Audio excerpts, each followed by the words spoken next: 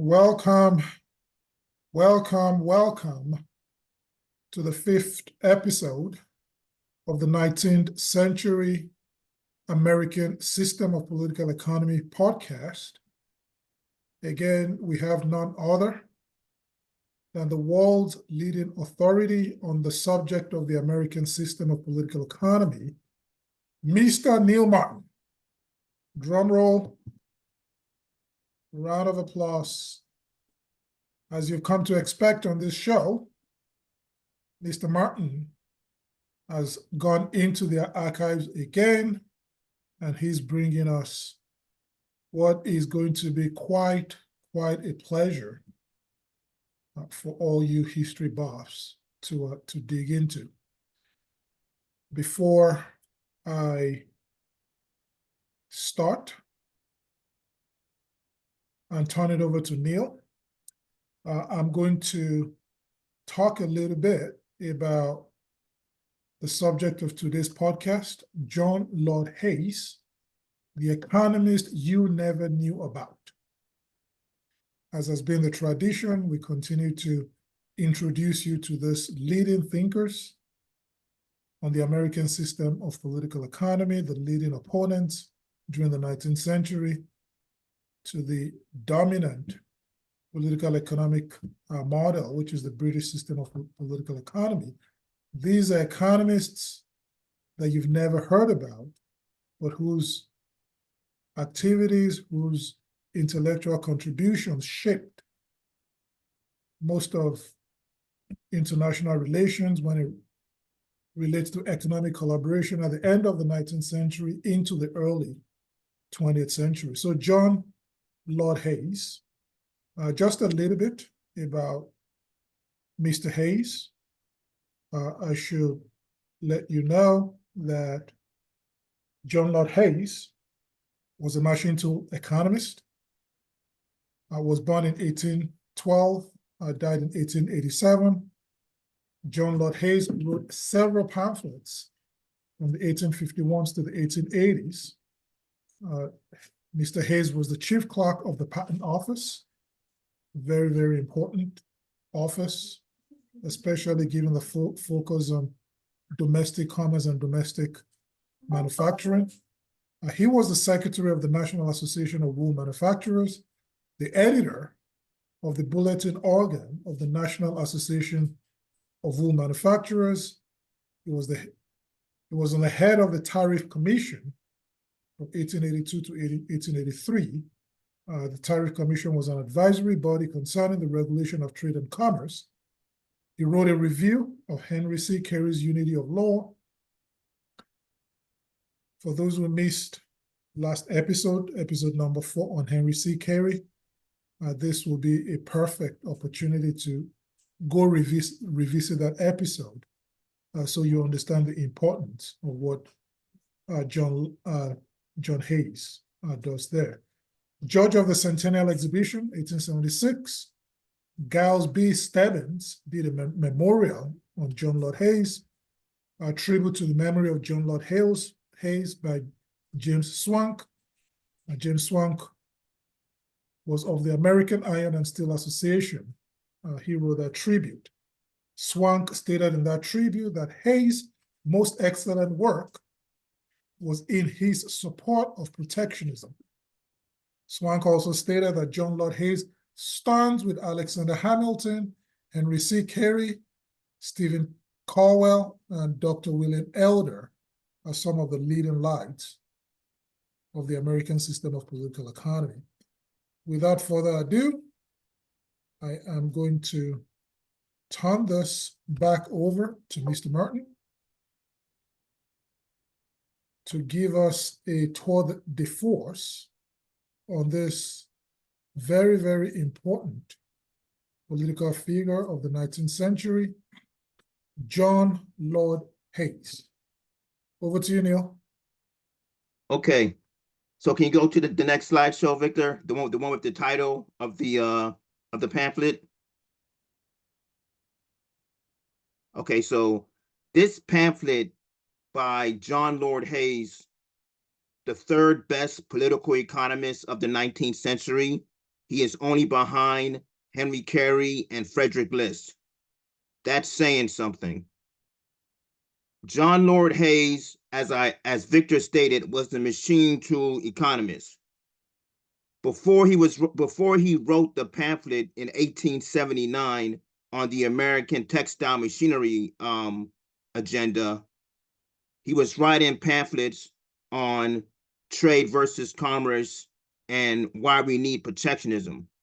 So this title, The Relative Position in Our System of Industry of Foreign Commerce, Domestic Production, and Eternal Trade, is a very important pamphlet. It was written in 1850, but 9/10 of it was written in 1849. The pamphlet goes into detail about domestic commerce versus foreign commerce. It tells you about the fight that the British had and the free traders had with the United States. It refutes laissez-faire. It tells you what laissez-faire is and what it's capable of doing. He gives you a sense of economic history, and he has excellent economic intelligence on the matter, right? So go to the next slide, please, Victor.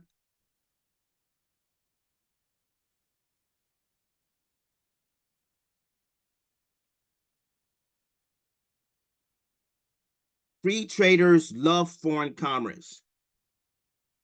In order to have foreign commerce, you need free trade. You're not going to have free trade if you don't have, you're not going to have foreign commerce unless you have free trade. So foreign commerce is not going to develop a nation.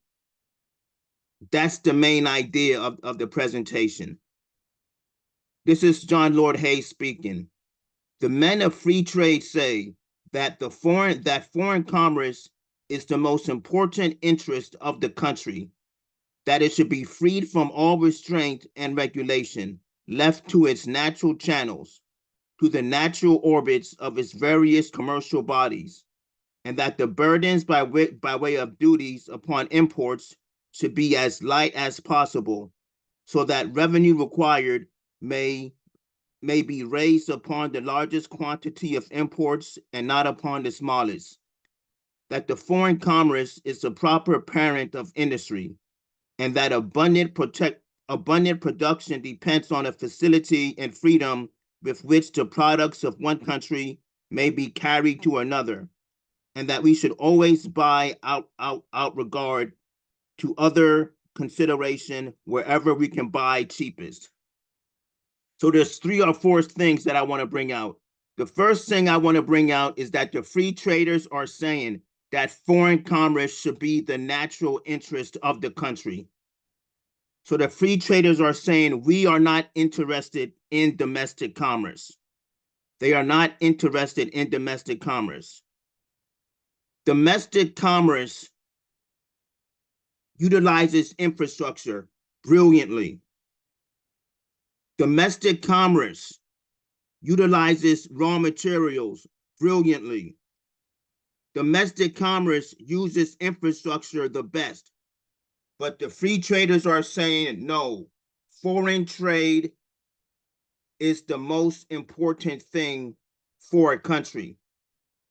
Now let this sink in. They're saying foreign trade is the most important thing for a country. Then they're going on saying that free trade should be left without restraint. Foreign commerce should be left without restraint and regulation. That's laissez-faire. Where are these American free traders getting this from? They're getting this from the British system. They're parroting British system ideas on free trade, and John Lord Hayes is going over them, right? So we have something else that is mentioned. He said natural channels. So foreign trade and free trade will have the economy flow in its natural channels. Let's keep that in mind when we visit free trade treaties and tariffs and see what people have to say about that. Now, this guy, John Lord Hayes, says something about the free traders. He says that the free traders see foreign commerce as the parent of industry. How in the world can someone say foreign commerce is the parent of industry? That is like saying a drunk, a criminal is the parent of a child. That's child endangerment. Foreign commerce is endangerment of industry, right? And then the free traders have the audacity to say that you have to buy in the cheapest market. You don't need domestic commerce. If you don't want domestic commerce, you're essentially saying you don't want domestic industries. They should be flat out honest and say, we want foreign trade. We do not want domestic commerce. Therefore, we do not want domestic industries. That's what they should say, but they're not going to say that. Next slide, Victor.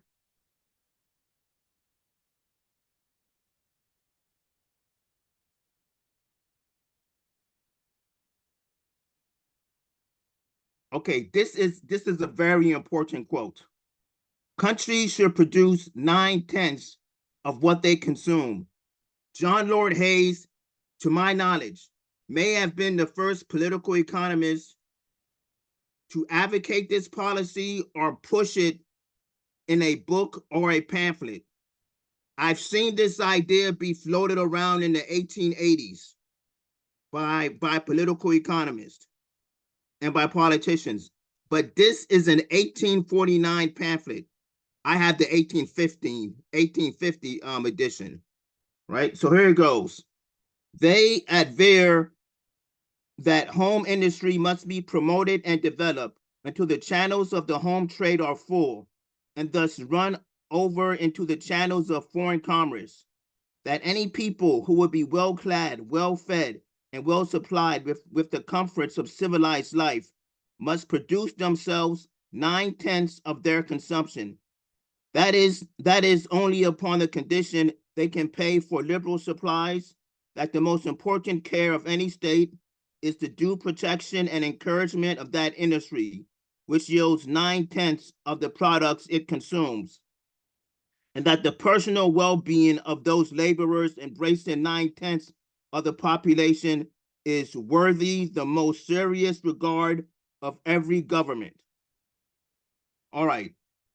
So 9/10.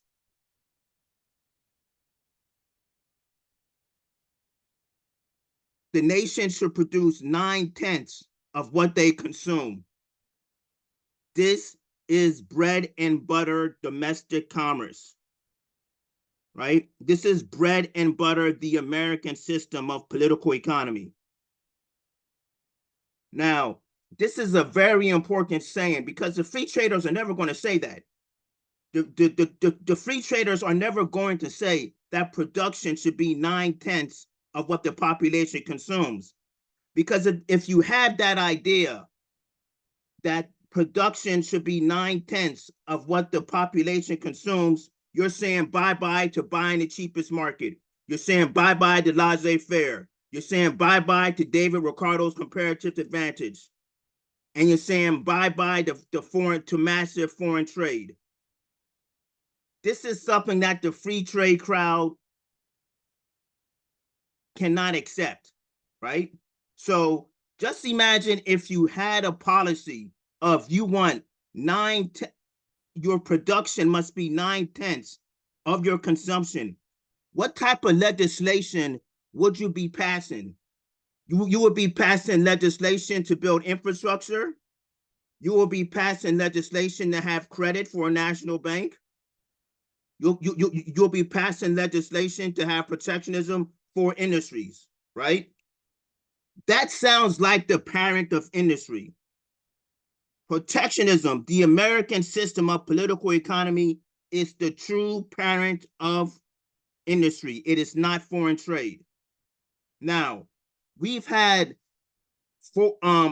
free trade treaties and free trade tariffs in the United States history, and you've also had treaties in Europe. One is the Muthian Treaty of 1703, which the British had the Portuguese sign, right? And this treaty allowed for the Portuguese to send their wine at low market value into England. And England then got the monopoly of selling woolen goods and other manufactured goods to Portugal. Portugal got robbed. Their manufacturing sector and domestic commerce took a big hit. This destroyed Portugal. How are the British going to say that, oh, foreign trade is the parent of industry? The Portuguese went with foreign trade and it destroyed their industry. Then we have the Eden Treaty, with the British signed with the French. Did the same thing, led to the French Revolution. Then we go to the United States, the tariff of 1816, disastrous. The Compromise Tariff, disastrous. The 1846 Walker Tariff, disastrous. 1857 Tariff, disastrous, right? What else? What other free trade, what other pro-free trade measures were taken to destroy industry in the United States of America and to destroy the economy? Species resumption, contracting specie, money, right? So we see that the British system, with their mentality of laissez-faire, is counterproductive to an economy. And what we got to remember about this, country should produce 9/10 of what they consume. You have to go back and say, what type of legislation needs to be created in order for that to happen? It has to be American system of political economy legislation. It can't be laissez-faire system. All right, next slideshow, Victor. This is a very good one. The regulation of an economy is the utmost prerequisite. Adequate commercial knowledge of the whole subject demonstrates that judicious regulations are as indispensable in that which concerns the interests of labor and physical comforts of laborers, as in that which concerns morals and public peace. The domain of industry should be protected from sudden invasion and from the disturbance which tends to diminish production without such corresponding advantage. The productive powers of a nation being fully developed and the employment so diversified that all the population find means of earning a livelihood and of so exchanging their productions as to afford the largest supply of comforts and luxury of life. Okay, so there's three things I want to talk about, right? So the interests of labor and the physical comforts of laborers need judicious regulations, protectionism, right? So John Lord Hayes is making the case for protectionism. Then he said this: the domain of industry should be protected from sudden invasion. What's the sudden invasion? What is the invasion? It's foreign commerce. John Lord Hayes is saying that foreign commerce is sudden invasion into a national economy. The free traders are never going to say that foreign commerce is an invasion. They see foreign commerce as a liberator, right? And if we take a look at laissez-faire and see how they liberate countries, such as in Southwest Asia and also in Libya, we see they have a track record of carnage, right? Okay, and then something else is said that's very important. He's talking about the productive powers of the nation. So he's saying that protectionism develops the productive powers of the nation. Free traders don't talk about productive powers of a nation. They talk about, oh, we need more foreign commerce. Foreign commerce does not create productive powers of a nation. foreign commerce, as John Lord Hayes stated, is an invasion. And he's gonna describe that more later on in this presentation. You can go to the next slideshow, Victor.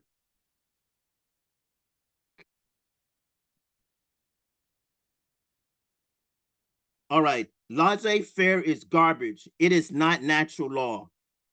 The idea that there are certain natural laws of trade, which, if left from human interference, will by their own natural innate power control all the interests of industry and commerce and lead to the best results, is the merest fancy, the most transparent fallacy that ever floated in a brain. Wow.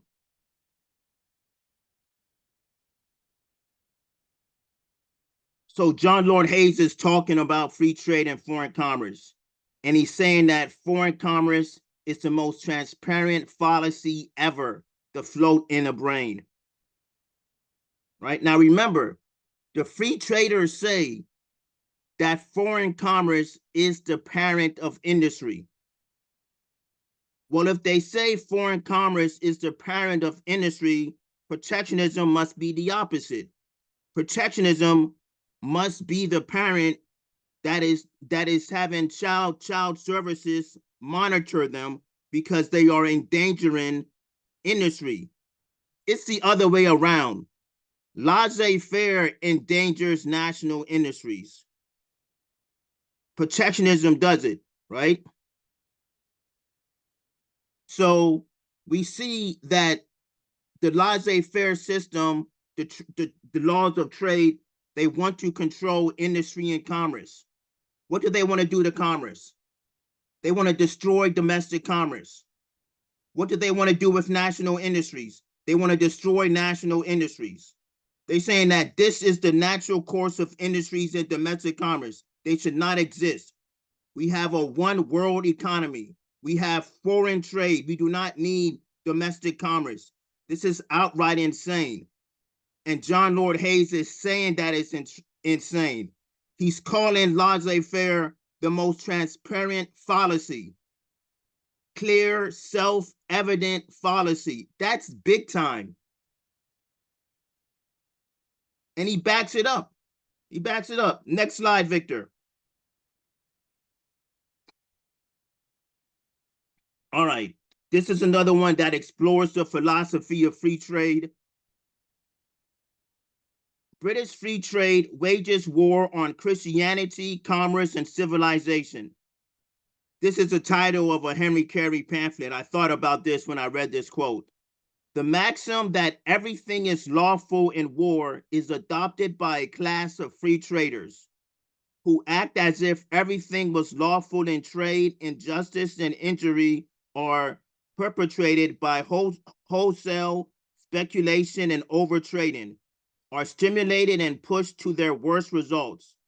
Thousands, nay millions, are every few years crushed into beggary by ruthless operations of trade. Wow. So this free trade school, the British system, is saying everything is lawful in war. I guess what the Israelis are doing to the Palestinians is quite lawful. It's not genocide. It's all lawful. That's British free trade. Who are the two main countries backing the Nazi policies of Israel? The United States of America and England.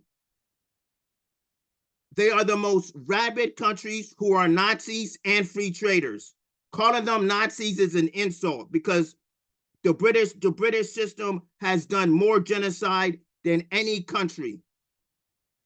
What they did to India, they killed over 37 million people in India by way of famine. This is what the British did, right? And this is what the British call, oh, everything should be considered lawful in trade. No, not everything should be considered lawful in trade. And sure as hell, not everything lawful should be included in war, right?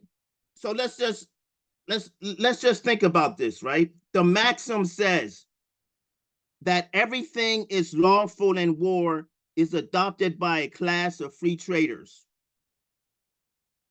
The free traders actually think that genocide and war crimes is lawful in war.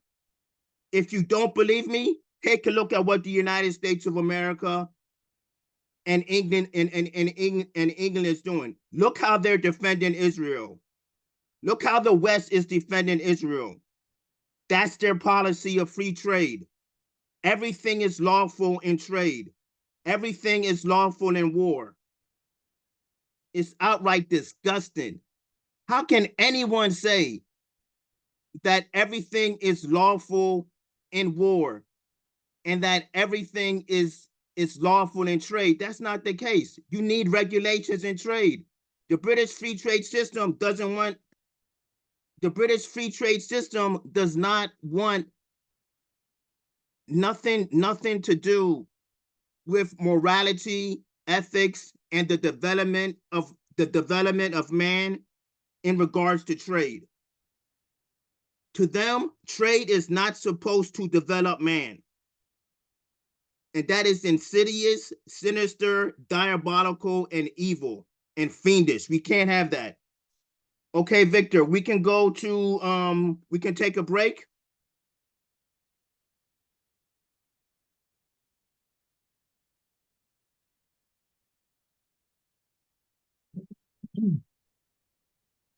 Well, there you heard it from the man, world leading authority.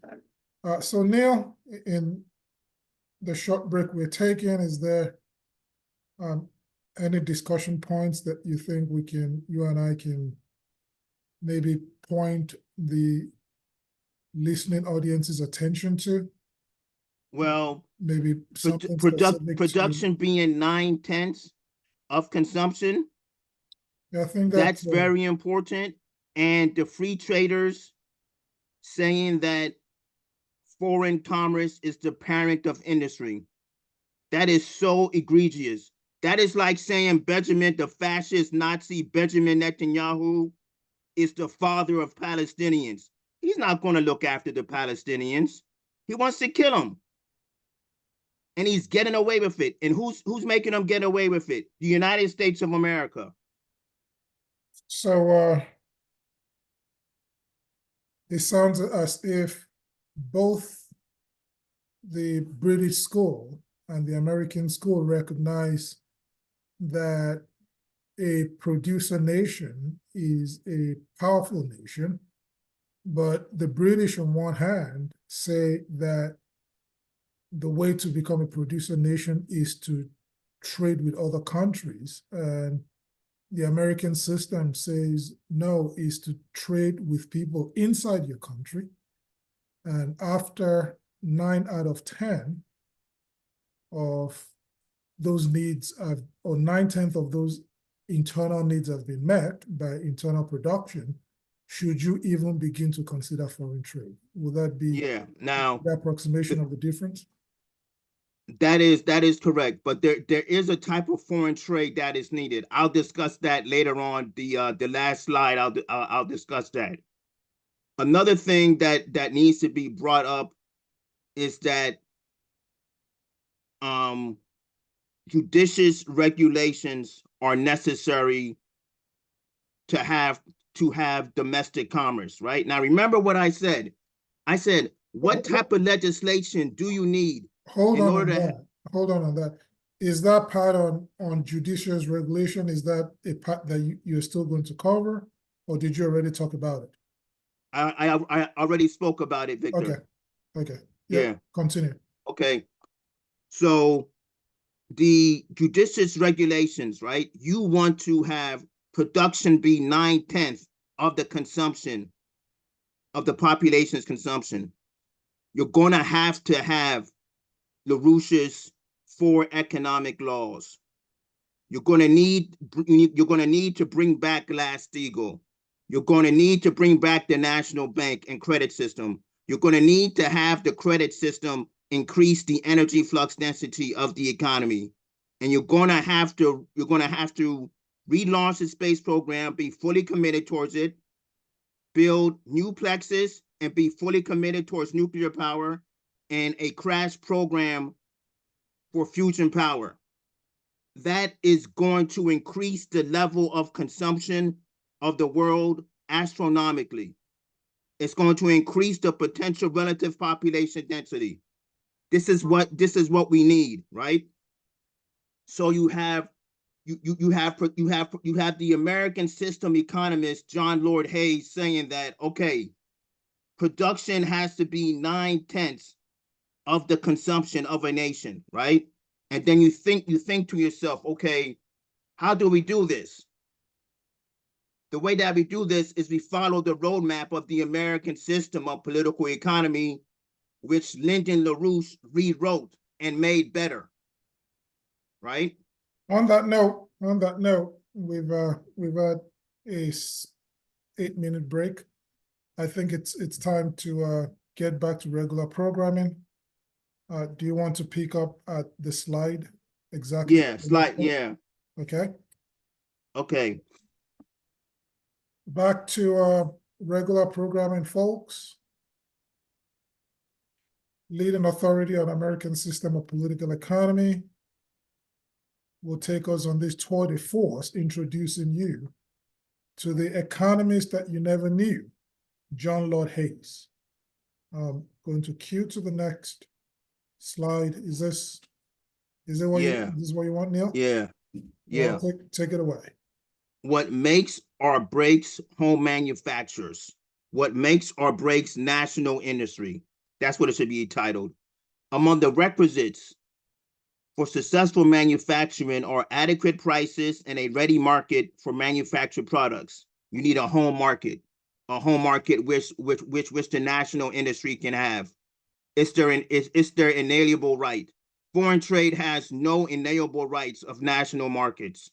Screw globalization. What retards sales or diminishing prices to a point below their remuneration disables the manufacturer, injures industry, and inflicts a wound upon labor. Fluctuations in prices are the most frequent cause of loss and injury. Those which proceed from the alterations of supply and demand and from competition at home are not so rapid, so great, nor so mischievous in results as those which have their origin in foreign trade. So John Lord Hayes is saying that the fluctuations of prices comes from foreign trade. It's from the people who want foreign trade, right? Now, if we take a look at all the people who have made money on Wall Street, how do they make their money on Wall Street and in the stock markets and in currency speculation? Massive fluctuations. They get a cent of a fluctuation, they buy or sell. How is that doing anything to a national economy? How is that doing anything to build industries? How is that saying that the stock market is the parent of industry, that free trade is the parent of industry? That is pure nonsense.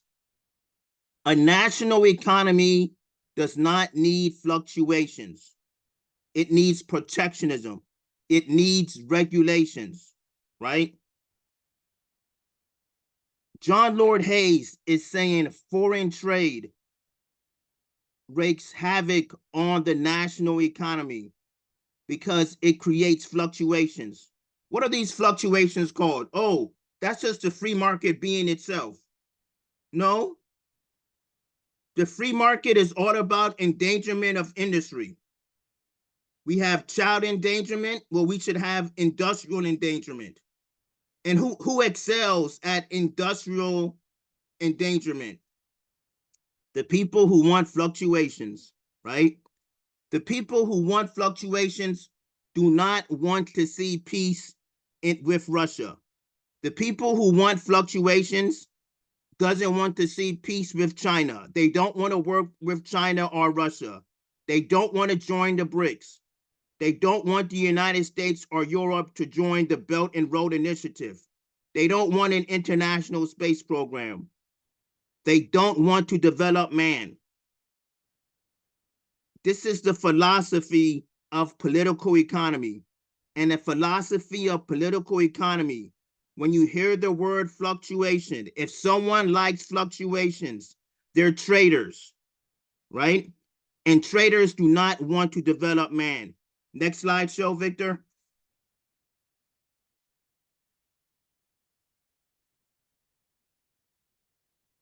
All right, what buying cheap means.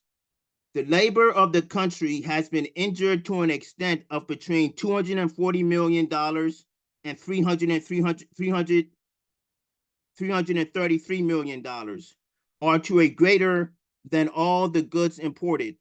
Thus, while we purchase our imports cheap, the whole industrial pursuits of the country were paralyzed.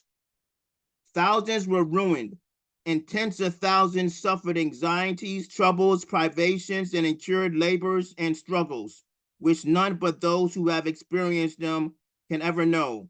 None but the real wealthy reap advantages in such a time. They lend their money at 3 or 4 times the usual rate, while they buy all they want at the reduced rates which prevail. Now remember, John Lord Hayes spoke about a sudden invasion that foreign commerce does, right? John Lord Hayes is saying that foreign commerce, buying cheap, paralyzes natural industry. Okay. So they say foreign commerce is the parent of industry, but John Lord Hayes is saying that foreign commerce leaves national industry paralyzed. I'm sorry. If you run a daycare center and all of a sudden the kids are paralyzed, something's up, right? When someone is saying the economy is, the national industries are paralyzed, what does that mean? Oh, Jabroni Milton Friedman will say, oh no, don't say paralyzed. Say that it was a shift to cheaper markets, right? And cheaper markets shows the potential on how much a nation can consume. So we should only be concerned about how much we consume, not how much we consume from the domestic market, but how much we consume from the foreign market, right? And what does that do? It paralyzes industry. It paralyzes national industry. No free trader is going to say that. John Lord Hayes says that buying in the cheapest market paralyzes national industry. This is blockbuster. This is very important. We are seeing an economist talk about what is the true nature of British free trade. It has no good points, right? Free trade, British free trade has no good points. The trade that British free trade does not develop man. It paralyzes national industry. And if it paralyzes national industry, what's going to be the fate of domestic commerce? It's going to kill domestic commerce. Next slide, Victor.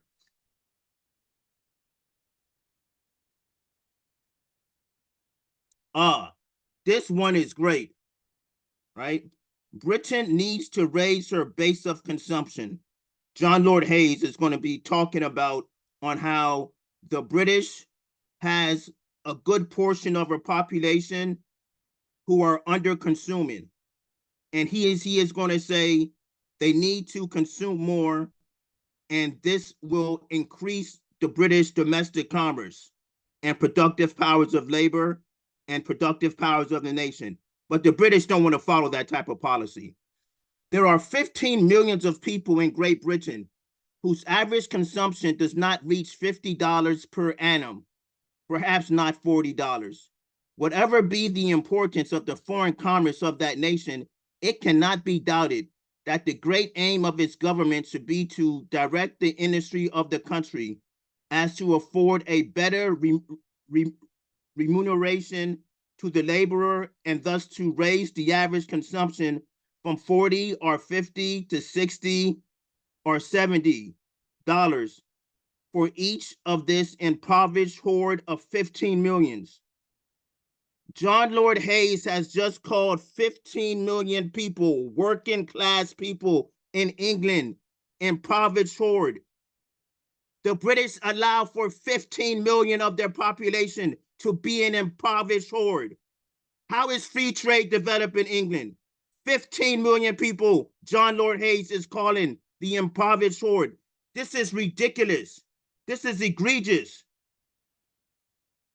This would create an additional demand in the home market equal to the whole exports of the free trade and raise the 15 millions to decency and comfort and living.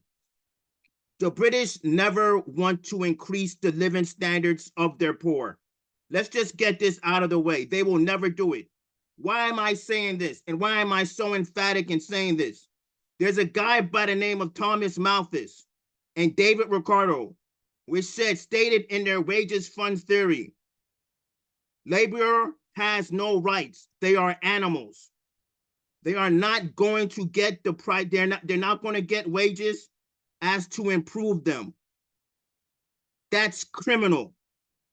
The British had 15 million people in 1850 that John Lord Hayes called the impoverished horde.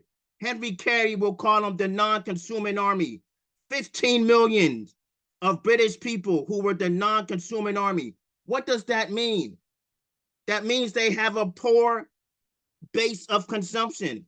If you have a segment of your population that has a poor base of consumption, how can you say you're for human rights?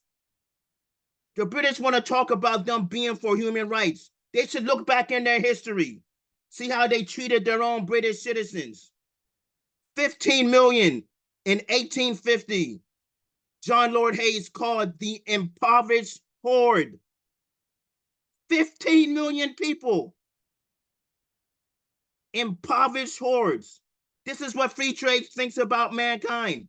We are not going to develop mankind. And because they don't want to develop mankind, they are destroying civilization. They are essentially destroying civilization. They are against Christianity, civilization, and commerce. That's the British, right? And John Lord Hayes has pointed out, I say it again, 15 million, the impoverished horde. How can the British allow for that? What do the British say in response to that? Oh, that's overpopulation. That has nothing to do with how we govern. That has nothing to do with laissez-faire. Bull crap. It's their philosophy of government, philosophy of economy, and view of man that has 15 million people in England and Great Britain being the impoverished horde who have a pathetic base of consumption. If you want to increase the potential relative population density of your country, you have to increase the base of consumption. You have to increase the living standards of the population. That's what trade should be all about. Trade should not be about dumping cheap goods onto nations and decapitating and destroying national industries. Trade should not be about that. Next slide, Victor.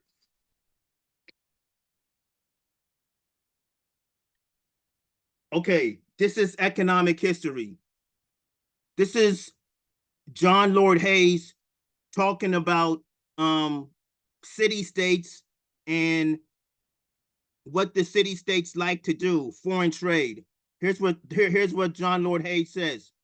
Thus, Tyre, the cities of Greece, Carthage, Venice, Genoa, the Hanse towns in Holland, among others, successfully enjoyed the foreign commerce of the world in great part until the policy of protection to domestic industry was introduced. Until the policy of protection was introduced.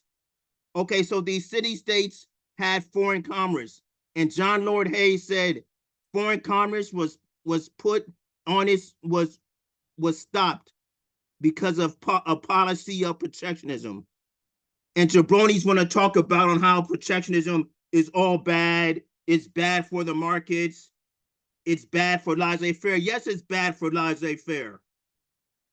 It protects the nation state, right? And so this is John Lord Hayes going into history and talking about economic history. He is saying that these city-states had a field day in foreign trade until protective measures were used. This would have John Carnes freak out. This would have Richard Cobden freak out. This would have John Bright freak out. This would have David Ricardo freak out. This would have Thomas Malthus freak out. This would have John Stuart Mill freak out. And this would have Adam Smith freak out. They don't want to hear that the policy of protection made the city-states who wanted foreign commerce be dominant lose out. And that's what foreign commerce that is evil should always lose out to the general welfare. Next slide, Victor.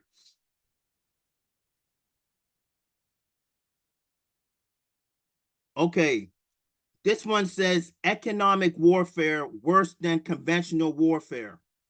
John Lord Hayes says this in 1849. I have it on record for 1850 because I have a different pamphlet. It's a different edition, right? So what John Lord Hayes has just stated is very, very important. Okay, the injury to our industry is in such cases far exceeds the destruction which attends an invading army. The pecuniary loss for thousands thus far transcends any contributions ever levied in one campaign by the most exacting conqueror. Must no arm be raised against the destructive foe because he comes without artillery?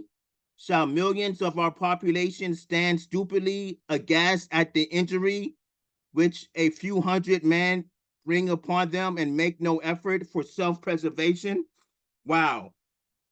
So John Lord Hayes is saying that economic warfare of the 19th century, or you can say the earliest 20th century, and before that, is more destructive than warfare. This is conventional warfare. Unconventional warfare with nuclear weapons, that's going to do more to a population than economic warfare today, right? But let's just focus on this. Okay. So John Lord Hayes just stated that economic warfare is worse than conventional warfare. We take a look at the United States of America. We look at the economic warfare that the British engaged with the United States of America with in the 18th century, 19th century, and earliest 20th century. We'll focus on the 19th century. The Tariff of 1816 pleased the British. It destroyed domestic commerce and paralyzed national industries. The Compromise Tariff of 1833 did the same thing. The Walker Tariff of 1846 did the same thing. The Tariff of 1857 also did the same thing. But guess what? That's only one kind of economic warfare. The other economic warfare that was used on the United States of America after the Civil War was contraction of currency, where they withdrew a whole lot of the greenback and they took out money out of circulation in an economy. In a physical economy, you want money to be circulated in the proper channels of the physical economy. Once you have money no longer circulating in the best channels of an economy, that's economic warfare. Lyndon LaRouche has something called the triple curve. I should have brought note of this and had you put a slide of the triple curve. But I'll try to describe the triple curve. The financial aggregates are going up. The monetary aggregates are going up. Meanwhile, the physical economy is declining. That's economic warfare. It is not doing anything at all to develop man, give man hope, or actually develop the physical economy, right? So when man has no hope, he doesn't think about a future. When there's no physical economy, we have to say that economic warfare has been launched on upon man. And the United States of America has been with horrible economic warfare for the past 50 years, ever since the Bretton Woods was destroyed, right? See, you're not going to have free traders say that when Nixon destroyed the Bretton Woods, that introduced or souped up or increased a super form of economic warfare. If we take a look at the country of Nigeria today, their currency has plummeted to the dollar, a floating exchange rate system. This is a perfect way to destroy economies. It's a perfect way to introduce hyperinflation, right? This is economic warfare. And the people who say, oh, foreign commerce is the parent of industry, they have nothing to say about that hyperinflation and that massive currency speculation that's going on in Nigeria. The people who hate regulating trade, who hate the American system of political economy, they celebrated when the Bretton Woods was destroyed, right? They celebrated when LaRouche was put in prison. They celebrate when the liberal media slanders and attacks Lynn. Why do they do that? Because they're of the conception that everything is lawful in war, and that should also apply to economics. The American system of political economy doesn't buy the notion that everything should be lawful in trade, because once you introduce everything lawful in trade, you introduce economic warfare into a nation or as a policy. And the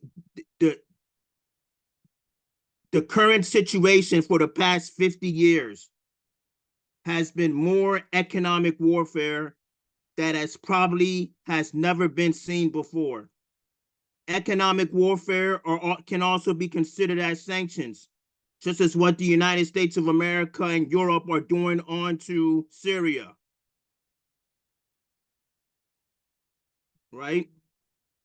So economic warfare is something that should be taken very seriously.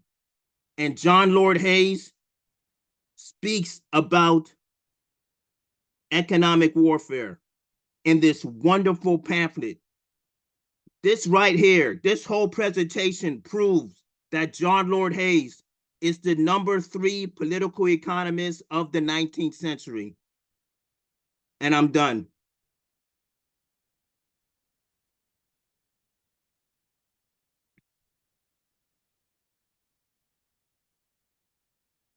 You heard it, folks. John Lord Hayes, the economist you never knew. Well, that's in past tense now. Now you know him. Now it's your responsibility to get to know it even better. Neil has done his job, keeps bringing us his gems. We had, who was the first from the 1857 convention? The tariff convention of the 1880s. That was the second podcast. Yeah, who was that gentleman that you introduced in that? Oh, Peter Cooper. Peter Cooper, Henry Carey, now John Lord Hayes. Ezra Seaman, and John Lord Hayes. Ezra Seaman, that's who I'm talking about. And Peter Cooper, the tariff convention that he held were organizing for a tariff commission in Congress in Washington, D.C. There you And go. John Lord Hayes had the tremendous task of being the head Of that tariff of that convention. of that tariff commission. This So- says this is really saying that John Lord Hayes was well considered as a protectionist and American system economist of the 1880s. So I mean, this is real history. Neil is putting all the pieces together, people you've never heard of, who have influenced the world in ways that people who don't know about them could ever have imagined, whose stories have been buried, and who Neil is now doing us the favor of unearthing these gems of our history that should give us the courage we need, the motivation we need to begin to play a role in making the kind of intellectual interventions that will be necessary to move the United States and the world on a different path. One more thing about John Lord Hayes, he never wrote a book on political economy. He wrote pamphlets in the 1840s up until the 1880s. But he is, to me, he's the second best American system political economist in America of the 19th century. As for the best economist of the 19th century, he's behind Frederick List and Henry Carey. So you heard it from the man. That's how much clout I am giving John Lord Hayes. You heard it from the man, folks.